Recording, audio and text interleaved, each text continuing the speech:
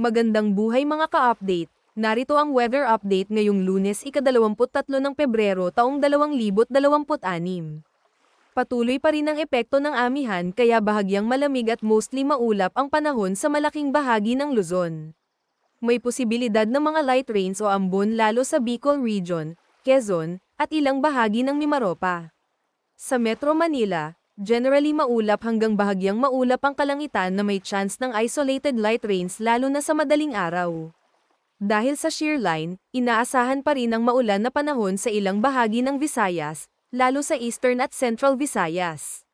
May mga kalat-kalat na pag-ulan, pagkulog at pagkidlat, at posible ang paminsan-minsang malalakas na buhos kaya pinapayuhan ang mga residente na maging alerto sa posibleng pagbaha at landslide. Ang easterlies ang patuloy na nagpapadala ng makakapal na ulap kaya mataas ang chance ng moderate hanggang minsang malalakas na ulan, lalo sa Caraga at Davao Region.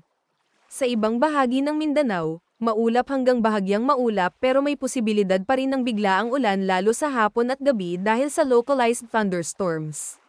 Huwag kalimutan mag-follow sa ating page and i-share ating video para updated ka lagi sa lagay ng panahon.